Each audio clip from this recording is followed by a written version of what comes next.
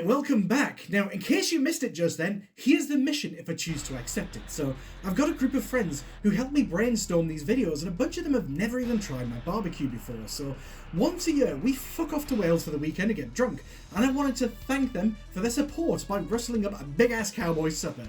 Now, I wanted to treat them to 3 iconic American barbecue classics, some juicy, saucy pork ribs, some Texas-style beef brisket, and my very own recipe for a very British pork belly burnt ends. And here's where it gets experimental, because I want to maximise drinking time with my friends. So, I'm smoking this meat 1 month in advance of the gig, I'm freezing it, transporting it, and reheating it on the day. Now, I know from experience that this can compromise the quality. Gentlemen, I have a plan. But I'll talk through the steps I took to preserve the quality so you budding pitmasters at home can continue making better barbecue. And also, we'll assess how well that worked at the end of the video and what I learned for next time I try this. So, trigger warning, skip to this time if you aren't interested in the meat and the butchering and you just want to see the cook. And second trigger warning, my tripod is broken and I was on a schedule with this footage, so it's hastily just recorded with me with my phone, first person perspective as I'm going through the motions. So, if you experience motion sickness, much like I do, I hope you had as much fun watching this as I had editing it together. So, without further ado, let me whisk you back to March 2024. Take it away, me.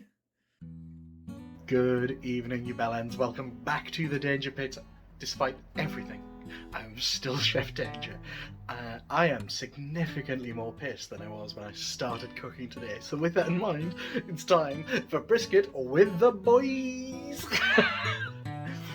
Right, so this big-ass pork belly we're going to chop down into cubes. Unfortunately, my camera lady has a job, so I kind of need both hands to do this, but the idea is, rather than cut these ribs off and cook them as rib, French these down, take these off, flip it over, I'm going to take off the rind, I'm going to cut back the fat just a little bit, and then I'm going to cube it down, get it slathered, and get it rubbed in the standard pork rub, and then yeah, that's this ready for the fire, easy peasy.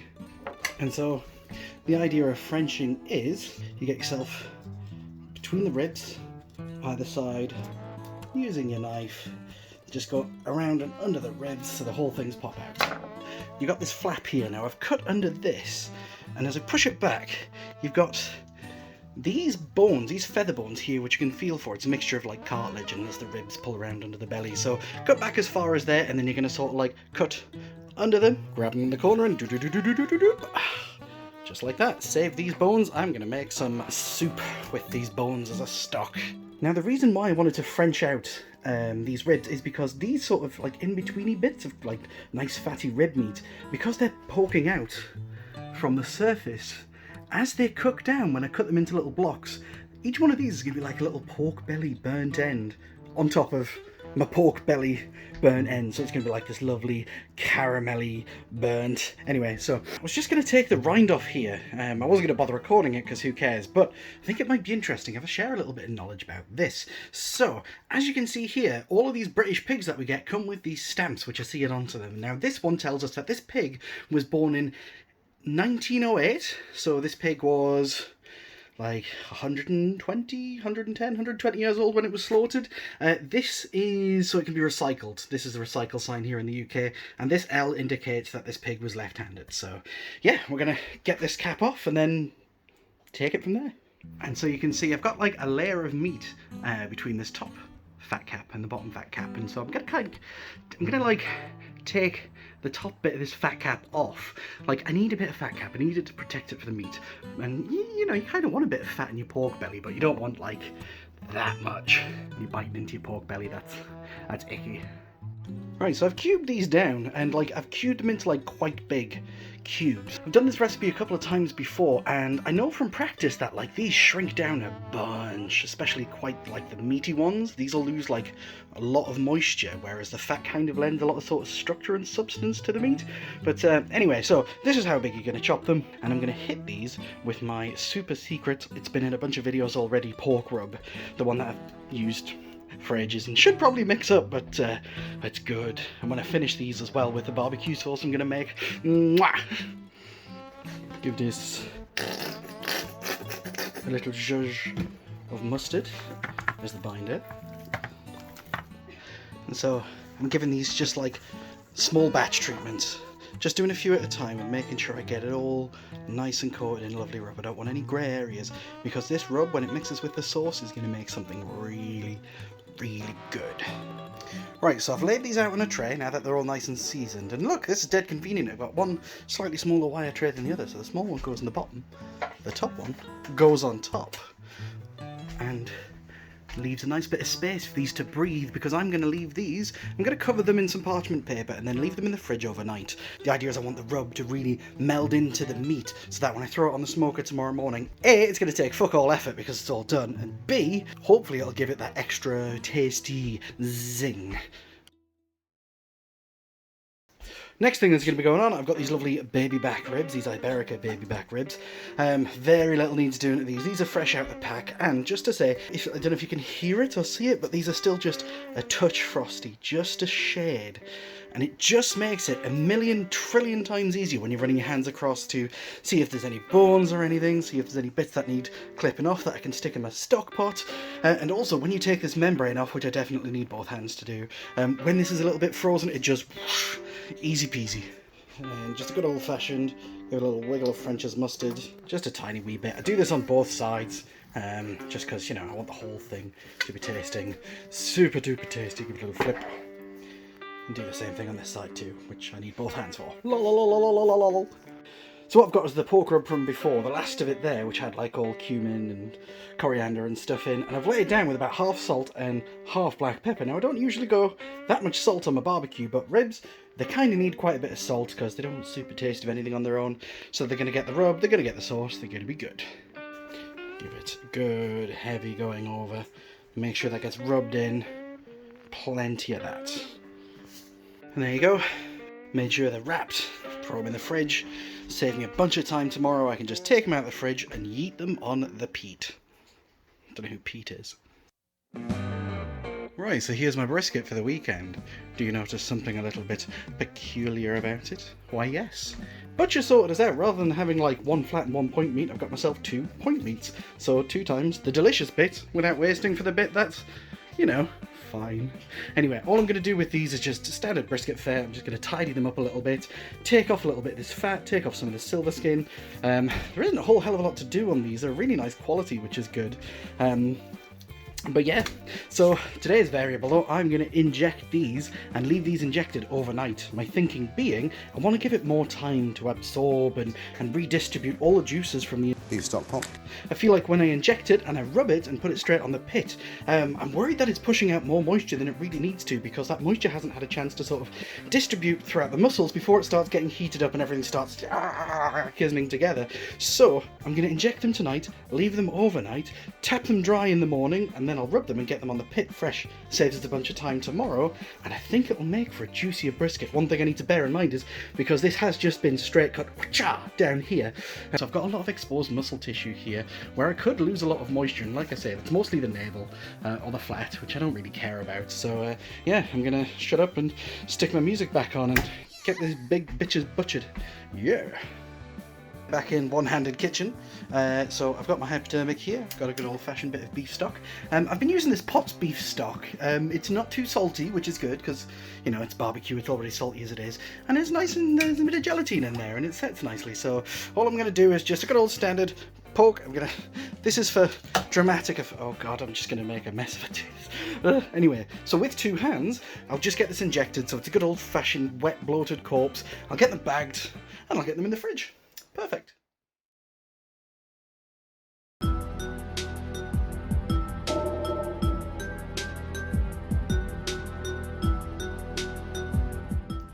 Right, we go for the classic delivery napkin and lighter approach. It's never let me down.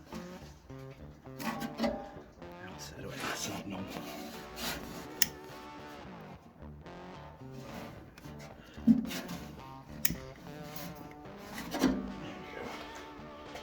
Give this about 25 minutes and we're good to cook on. Gets the whole thing nice and hot. I did all the setup yesterday because I'm super organised. Yeah, so I've got my tin foil all around in like a trough with a hole poked in the bottom. Nice easy clean down afterwards. let's get some meat.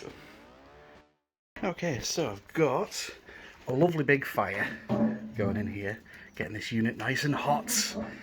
We always do a nice big pre-fire, make sure the whole thing's all good and warm, and if there's any cobwebs or anything in there, which there isn't, I checked, make sure they're all cleaned out. Now, bam! So, I've got these two lovely brisket points here in the danger shelter, garage, shed, anyway.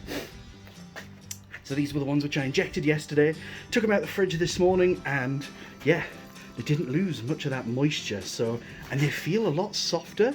I think there's a trick to leaving these overnight. Yeah, I'm pleased with that.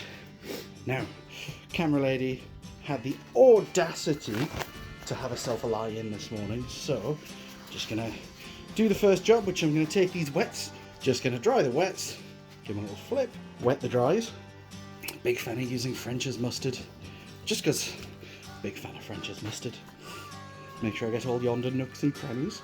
Now that these dries have been good and wetted, I'm going to use this dry to dry out the wet.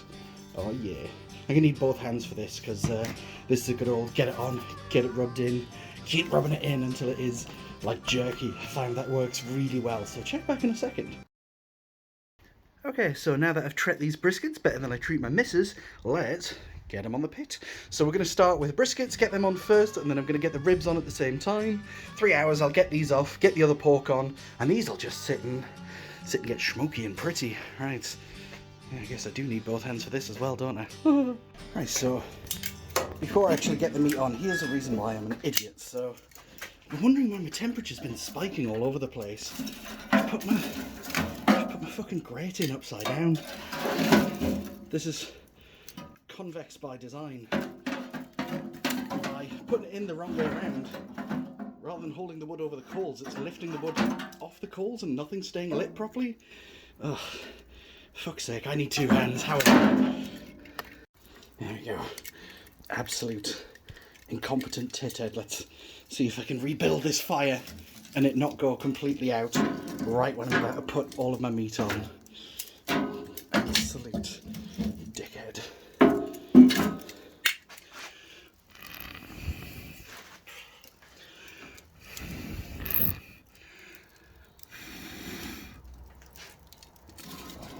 Hope I haven't fucked this.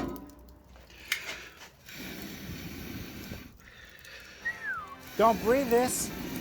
Smells like a big step backwards.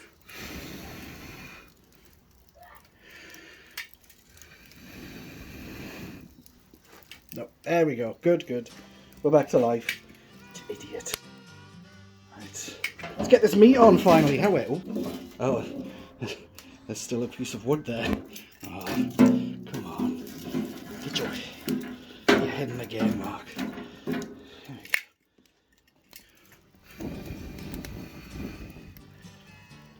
we go. Idiot. Welcome to the HEV Mark IV protective system.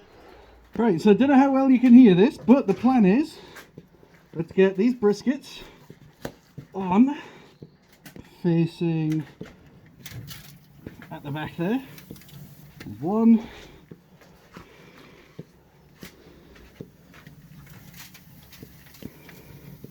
There's 2.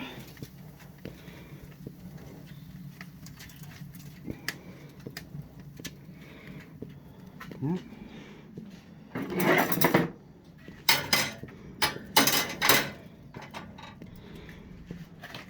Let's get these ribs on. And this bit of wood here, just to stop the brunt of the heat, stop the ends of my ribs burning. Yeah. Beautiful! Right, see these dudes in a couple of hours. Detected. Morphine administered. Right, so here's where things get just a little bit tricky. So, small rig, big enough for, you know, a good cook could get a bunch of meat on, but still a small rig. Now, I've not got enough space in there to put my temperature probe. it's full. Chocker. Between the 2 briskets, the ribs, and making sure I've got a bit of a buffer between the fire with that bit of wood I've put in there. Now, I think that piece of wood that I've put there is sort of like a... There's a smudge on my forehead. Oh, I've made that so... Oh my god, I'm filthy. Face for radio. Anyway, where I've got the wood positioned, I think it's stifling the airflow just a little bit, just a tiny smidge, but I think it's helping keep a consistent temperature in there, because I'll show you my firebox now, actually. So, I've got, that's a pretty broad fire ticking by to say that, according to my sign here, we're going about 225. Now that's too low on the dot here. I want to be aiming for about 275, and there's about a 50-degree difference because this thermometer is elevated from sort of like the grate where the actual temperature is being taken. So this realistically is probably like 175 on here, but I reckon it's a bit warmer than that. So this is a day where we pitmasters, we just kind of have to intuit and hope we get it right, because we can't trust technology. I say technology, it's practically technology. We can't trust this, we need to trust this. Because as we look in here, oh, so we've been on for coming up to an hour now, and I'm just checking to make sure my ends aren't burning on here, and I think we're okay, because I don't want to lose these back few ribs when I'm serving them because they've kissing next to the fire. But no, I think we're going okay. Okay, so today I'm rocking some 25cm splits from Love Logs. Now, these guys do kiln-dried wood, and usually I'm not super fussed about kiln-dried wood, but it was a really good price, which is part of it, and part of it is this came recommended by a cook friend of mine. So let's have a look.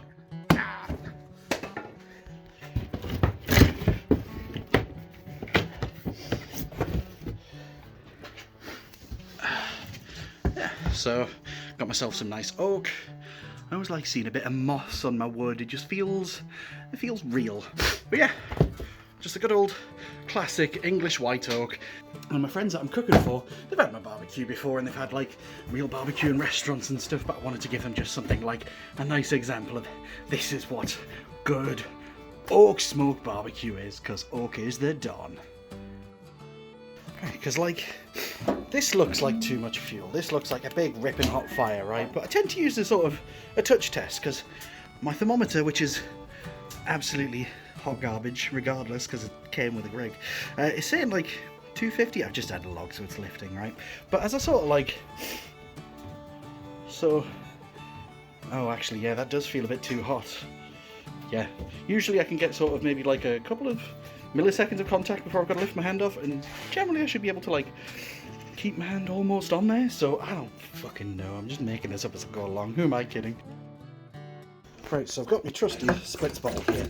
Now, normally I wouldn't spritz this early into a cook, but just because I am aware that I do have these beasts facing the fire, they're not burning or anything, but I just want to sort of take the heat out of them just a little bit and get some water on this log as well. Add a bit of moisture into this cook chamber just to make sure that nothing is cooking too quickly, because ribs got a bit of a habit of burning at the tips, and while tasty, maybe not great. Right, so I've got my heat-proof gauntlets on, and all I'm going to do is just take my ribs, gently pry them off here, and just give them a turn. Give them a chance to get a bit more of an even cook. So look at how the bottoms are going. Bugger, they're overcooking just a little bit, but that's fine. We'll give them a little turn. And yeah, I'll do that with all of them, but I need both hands. So earlier on, where I was talking about pre-injecting my brisket specifically so that it's got a chance for that moisture to diffuse, I want to just show you. This is after 2 hours. Usually, this is probably 2, 3, 4 times the amount of like wet, which is just expressed out as the briskets have started to heat up. But this is mostly just the spritz and render.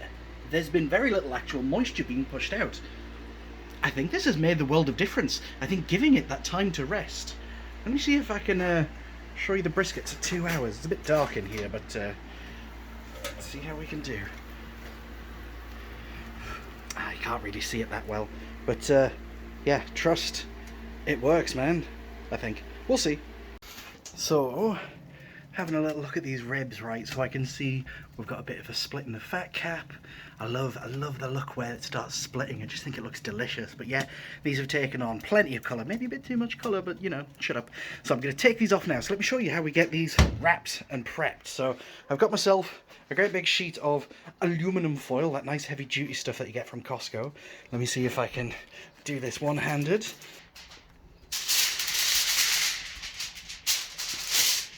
Camera lady had the unmitigated gall of going to the shops for beer and crisps, so I'm just doing this one-handed again. So I've got myself a heap of butter on there.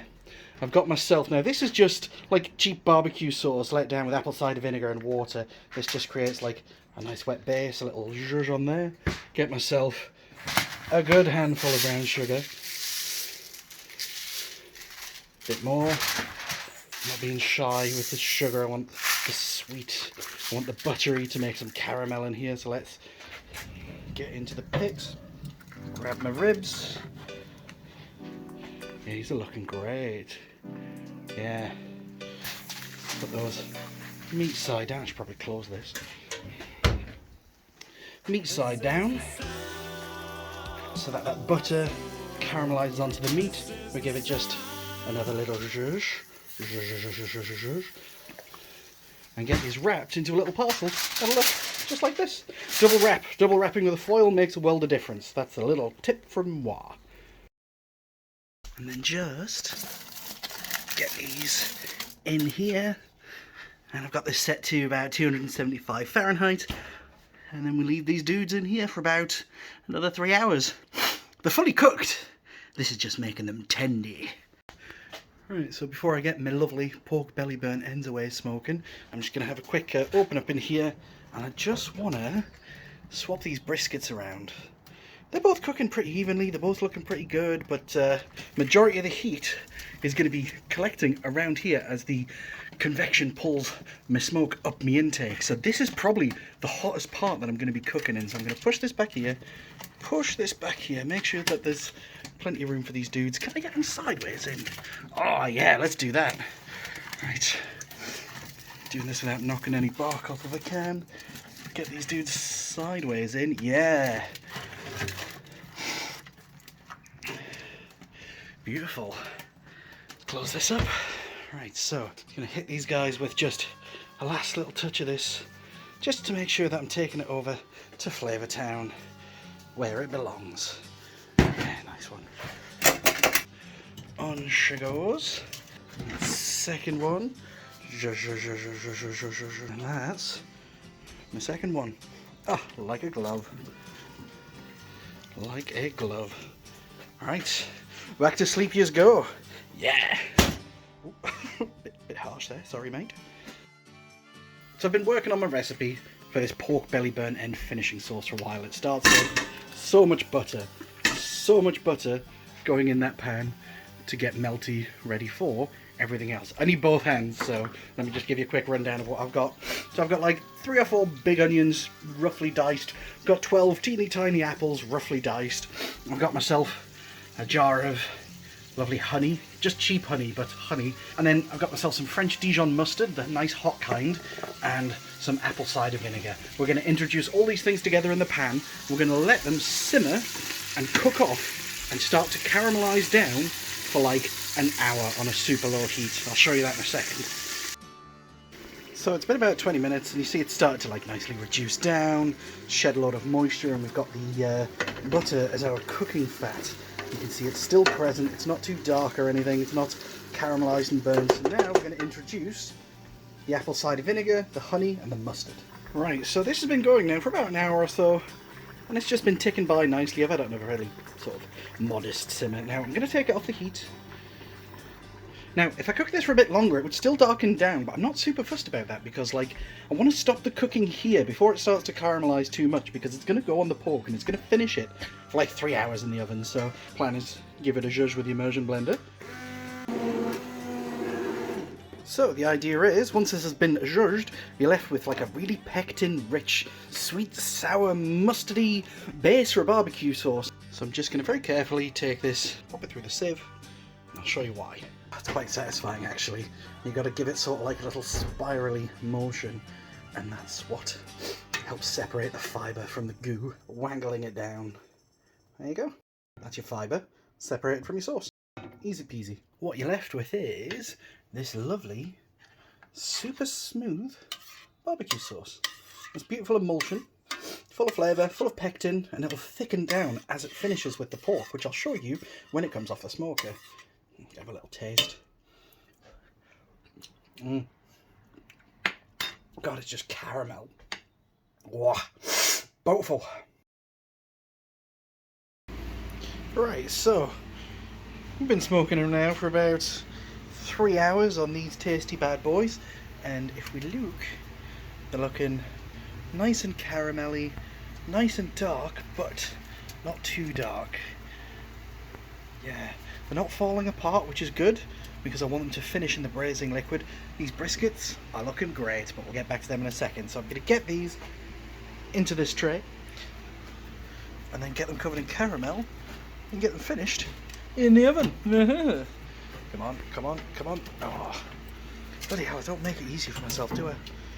I hope the sound of my extraction, my very professional extraction unit, isn't overriding the sound of other stuff. Right, so I've just warmed my caramel through, and I've got my pork here, and we're going to introduce the two. Splash. Let's see if that's enough. Let's give this a little stir around, make sure everything's nice and covered. Yeah, that's great. Hello! Hello! Hello! Thank you. Yes. And then get it covered with this tin foil and get it in the oven. And as we swap that in, we'll take these ribs out, because these ribs are done. We'll let them cool. Oh yeah. Tasty.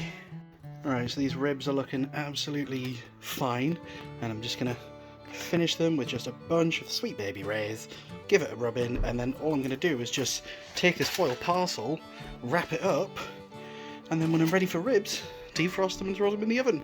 Right, so it's just the briskets to finish now, so I'm just going to space them out a little bit.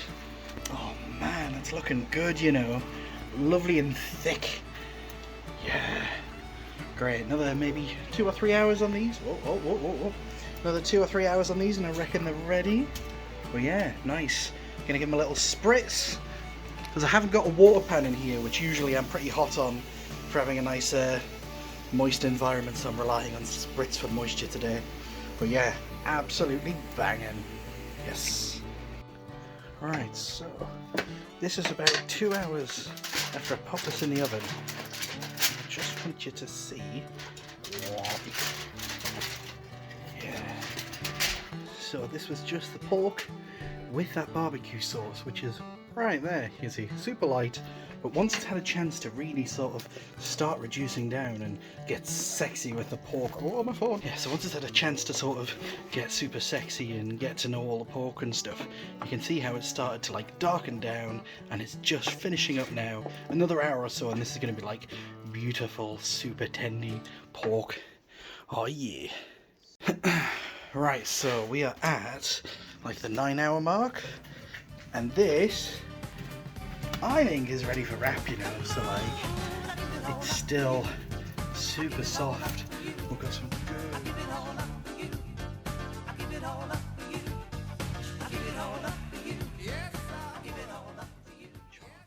And I think this is the absolute sweet spot. And then finish them at 200 degrees, or until they be tendy. Pork tendy. These are going to be really nice, you know. I've got a lot of. Oh, this is why we shouldn't squeeze a brisket. So I've got myself an absolute line of a lard. Grab one of these bad boys. This one. Oh, it's hot.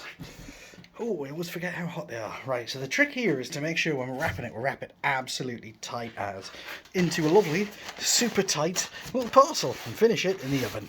Mint. Alright, so it's been about 3 hours or so. Yeah. Look at these. Pork belly, burnt ends, how where, man. I'm gonna have a little taste now.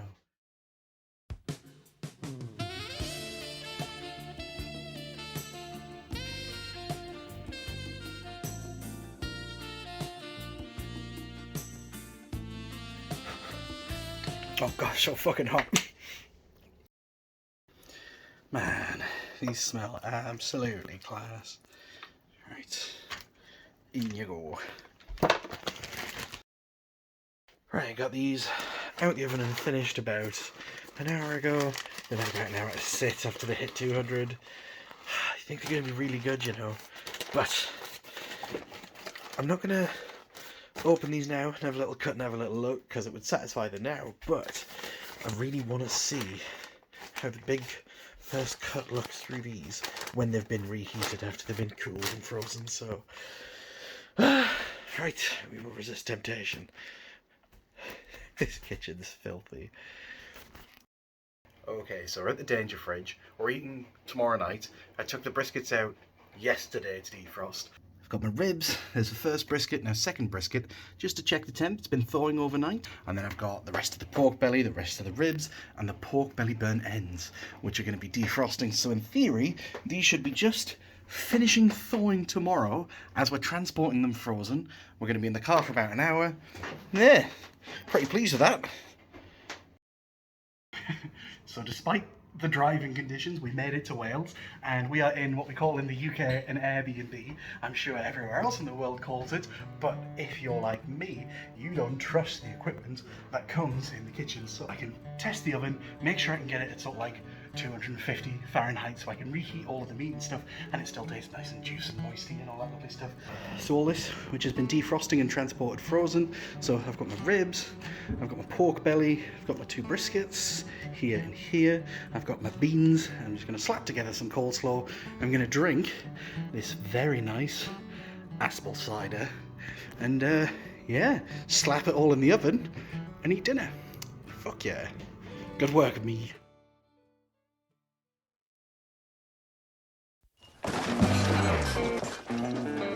So, welcome back to the Danger Pit, despite everything. My name is still Chef Danger. We have been travelling across the UK, going from quite literally England to Wales, which in America is like going from Texas to Kansas, I assume. I don't know. We've never actually been to America before. Today was an experiment in transporting frozen barbecue, because when you freeze something, it loses its zhuzh, it loses its oeuvre. But today we've got some pork belly burnt ends, I've got some ribs, and I've got two brisket points here. Everybody here who's present, we'll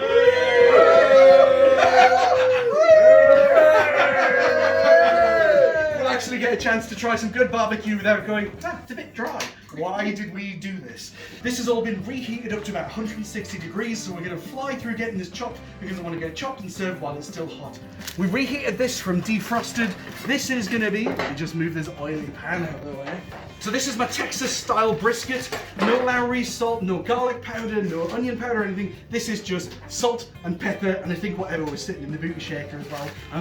I left my gloves at home, so things are going to get a little bit glistening. But that comes with the territory. This is, whoever's sitting here is going to have a bad time, because there's just a lot of oil pouring just fucking everywhere. Let me just get that oily pan really quick. It's like pass the parcel, except with 14-hour smoked meat. Actually doesn't look that exciting, but oh, daddy.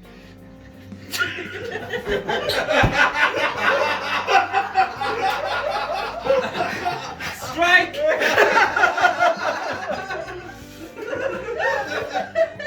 The most potent firelighters. So you see, I've got my point here. Now this is the point where the flat would extend out, but what I've got is this lovely jiggly muscle, and I'm just gonna fucking cut right into it.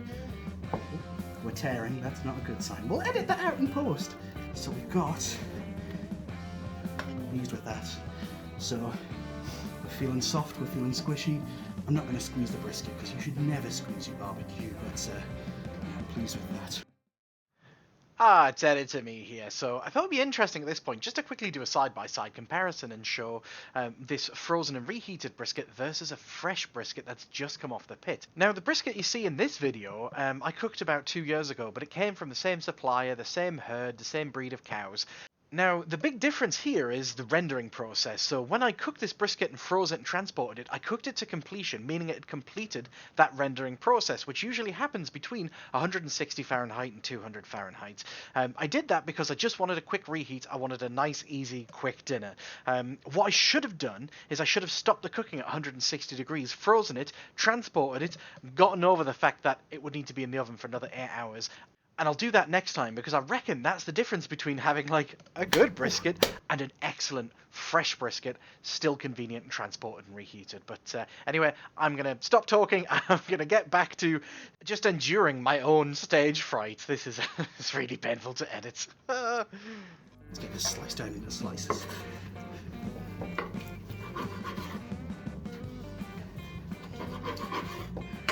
So, pull test wise, a little bit hard to do because this isn't like a standard brisket, but we still got a bit of tug, still got a bit of stretch, it's not falling apart. But with that in mind, so we've got all these lovely people waiting. Yay! We're going to stand in front of them and eat.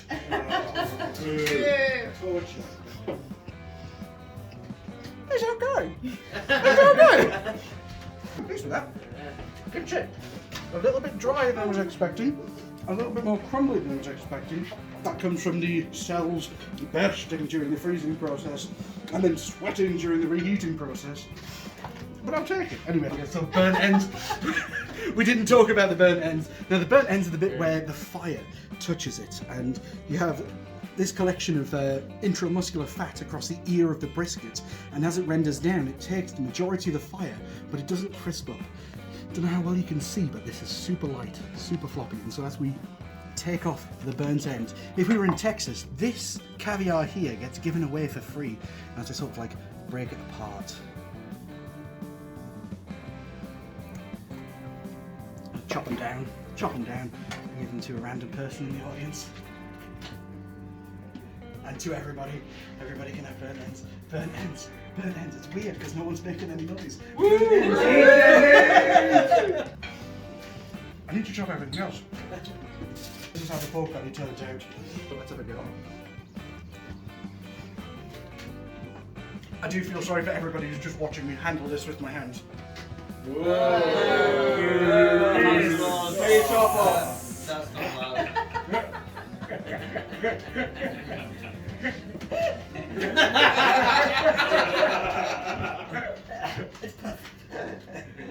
So the apple really shines. The sweetness really shines. You can tell that was cider vinegar instead of apple juice. That makes a big difference. I can taste it in the texture of the pork as well. The acid has broken it down a little bit. Let me just interfere with this in an exciting manner. Instagram. And I pretend like, you know when you go to those restaurants in Dubai where someone's got like a pastry and they're fucking swinging around the ice cream.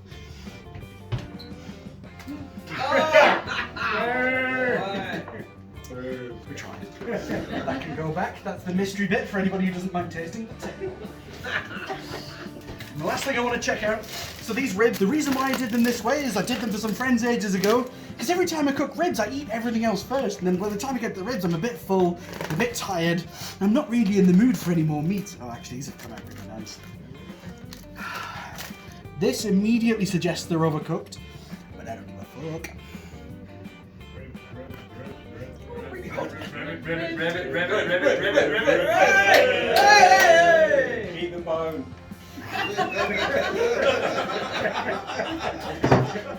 So just having barbecue sauce all over them and dousing them in just barbecue sauce makes a really good rib. You can really taste the fire in this. Like these are way overcooked because they've been traveled, because they've been reheated. But yeah, good shit. I'm pleased with this. Right, everybody's been very patient. Thank you very much. I'm going to stop describing this food and handling it, and let everybody eat. My name's been Chef Danger. Thank you very much for watching my fucking YouTube channel. If you're interested in talking about Warhammer or gun laws in America or just anything other than barbecue, don't forget to come and join the Discord channel. My hands are so sticky. What?